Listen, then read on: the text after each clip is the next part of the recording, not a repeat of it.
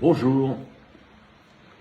Depuis des siècles, on nous répète qu'il faudrait apprendre à maîtriser nos désirs, comme si le désir était une faiblesse, une tentation, ou une partie de nous dont il faudrait se méfier. Spinoza prend exactement le contre-pied de cette idée. Pour lui, le désir n'est pas un défaut de l'être humain. Le désir est son essence. Autrement dit, si vous vous êtes levé ce matin, c'est parce que quelque chose vous appelait déjà. Un enfant, un café, peut-être une conversation, une idée, un travail, ou tout simplement une promenade. Peu importe. Vous vous êtes levé parce que vous désiriez encore quelque chose. Sans désir, il n'y a plus d'élan. Il n'y a pas de projet, pas de création, en fait, plus de vie. La question n'est donc pas « faut-il désirer ?» La vraie question est beaucoup plus importante. Quels désirs vous rendent plus vivant? Et quels désirs vous éloignent peu à peu de votre propre puissance d'agir? Imaginez deux personnes. Toutes les deux travaillent beaucoup. Toutes les deux font des efforts, veulent réussir de l'extérieur, elles se ressemblent. Pourtant, le soir venu, la première rentre chez elle épuisée, comme vidée. Elle a l'impression qu'il faudra recommencer demain, puis après-demain, et encore et après. La seconde est fatiguée, elle aussi, mais ce n'est pas la même fatigue. Elle a le sentiment que cette journée lui a apporté quelque chose. Comme si l'effort lui avait donné plus d'énergie qu'il lui en avait pris. Les deux personnes ont désiré, mais pas de la même manière. Le désir n'est donc pas une question de quantité, c'est une question de qualité. Regardez maintenant une scène très simple. Vous faites défiler les images sur votre téléphone, sans intention particulière, puis une publicité apparaît. Vous continuez, quelques minutes plus tard, vous y repensez. Le soir, vous cherchez un avis. Le lendemain, vous comparez les prix.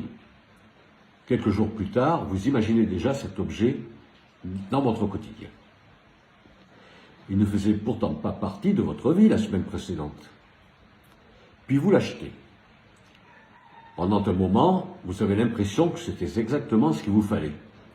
Puis cette satisfaction devient ordinaire. Alors, une autre envie apparaît. Puis une autre. Puis une autre encore. Le problème n'est pas l'objet. Le problème n'est même pas le désir. Le problème est ce qui arrive à votre puissance d'agir. Après chaque satisfaction, vous faut-il recommencer pour retrouver le même élan? Ou bien vous a-t-il laissé quelque chose de durable? C'est ici que Spinoza a introduit une distinction essentielle. Tous les désirs ne produisent pas les mêmes effets.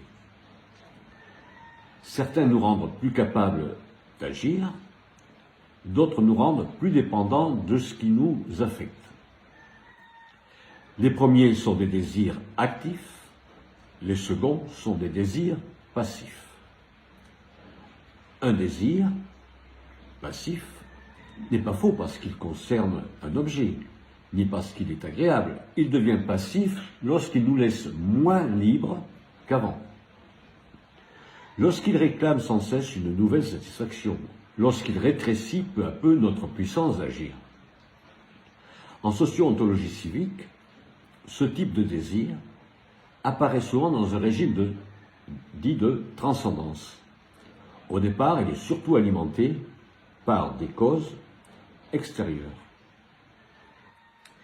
Puis il finit par fonctionner tout seul. C'est ce que la méthode appelle la fausse immanence. Ce n'est pourtant pas un nouveau désir, c'est toujours le même. Avec le temps, il finit simplement par nous sembler naturel. Et parfois, nous finissons même par croire qu'il nous définit. Il existe pourtant une autre expérience, beaucoup plus discrète celle-ci, et curieusement beaucoup moins spectaculaire. Repensez à une activité qui vous accompagne depuis longtemps. Personne ne vous oblige à la pratiquer. Personne ne vous récompense lorsque vous la faites. Il n'y a pas de publicité, pas de comparaison, de mise en scène, et pourtant, vous y revenez. Vous ouvrez un livre, vous écrivez quelques lignes, vous restaurez un vieux meuble, par exemple, vous cultivez votre jardin, ou vous jouez quelques notes de musique, ou simplement vous observez le ciel.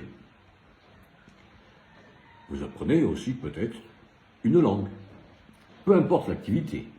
Ce qui compte, c'est ce qui se passe en vous. 2 heures plus tard, vous relevez la tête. Le temps a disparu. Vous êtes fatigué, peut-être, mais cette fatigue n'a rien de la précédente. Elle ne vous contracte pas, elle ne vous vide pas, au contraire, vous êtes plus lucide, vous vous sentez plus disponible. Comme si cette activité vous avait apporté davantage qu'elle nous avait demandé. Spinoza appelle cela un désir actif. Il ne signifie pas que l'on contrôle tout. Il signifie que nous comprenons de mieux en mieux pourquoi nous agissons. Le désir ne nous entraîne plus. Il devient notre manière d'habiter dans le monde. Il ne disparaît pas après avoir été satisfait. Il continue à vous mettre en mouvement. C'est un point essentiel. Le désir actif ne cherche pas simplement à supprimer un manque. Il augmente notre puissance d'agir. Après lui, nous sommes un peu plus capables qu'avant, un peu plus lucides, disponibles, un peu plus libres. Voilà pourquoi 2 désirs peuvent demander exactement le même effort et produire 2 existences très différentes. En socio-ontologie civique, cette manière de désirer correspond au régime d'immanence réelle. Il ne s'agit pas d'un monde parfait, ni d'une vie sans difficulté.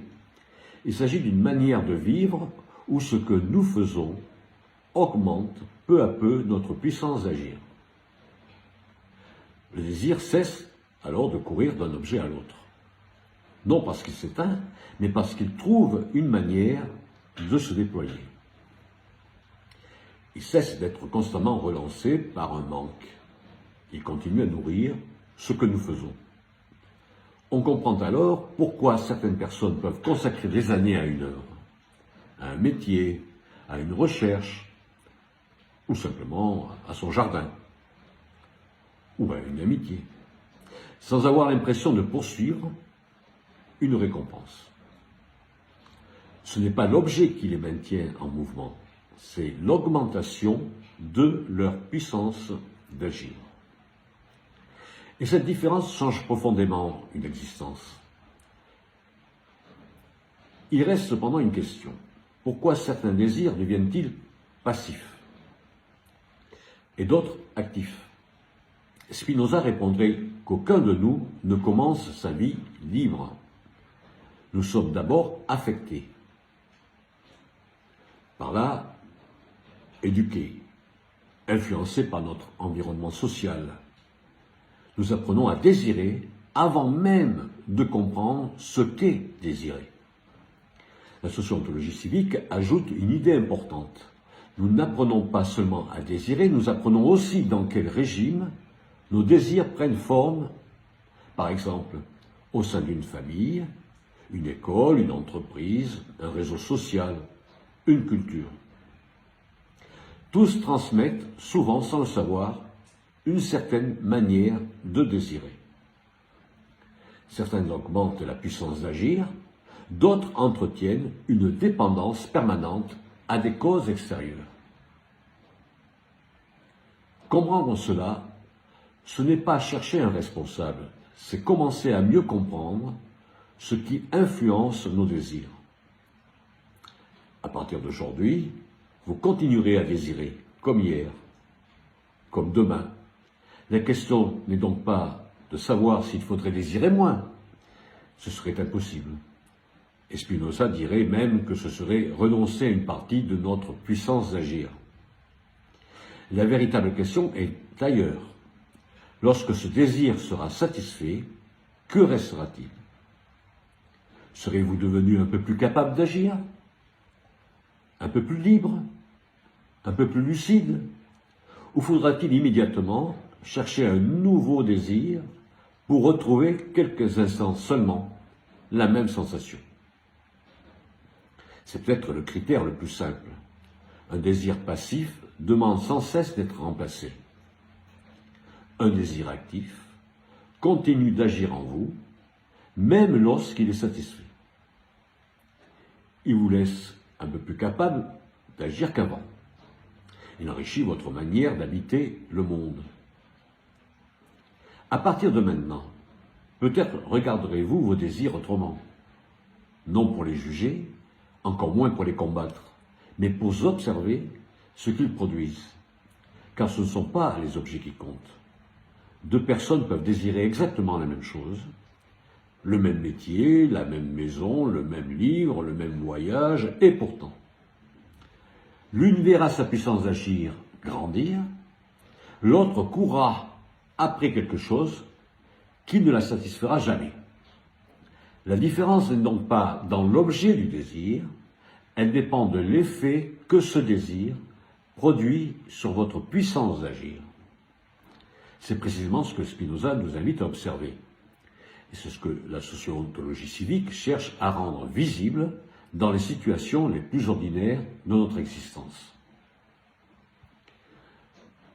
Pendant tout l'été, vous continuerez à rencontrer des désirs, les vôtres et ceux qui circulent autour de vous. Ne cherchez pas à les classer trop vite. Observez-les. Demandez-vous simplement, celui-ci augmente-t-il ma puissance d'agir ou la diminue-t-elle? Il arrive que la réponse ne soit pas immédiate. C'est normal. Apprendre à observer ses propres affects demande du temps. Mais une fois que ce regard s'installe, le quotidien ne paraît plus tout à fait le même. Vous ne regarderez plus vos désirs de la même manière. La méthode complète est dans mon livre, le lien est en description. Nous nous retrouverons le lundi 3 août pour poursuivre ensemble ces lectures de socio-ontologie civique. En attendant, profitez-en pour explorer les 51 lectures déjà publiées. Et n'hésitez pas à laisser un commentaire ou une suggestion de thème. Je lis tout. D'ici là, je vous invite simplement à regarder autrement ce qui vous met en mouvement, car comprendre nos désirs, c'est commencer à mieux comprendre ce qui nous met réellement en mouvement. Et je vous souhaite un très bel été.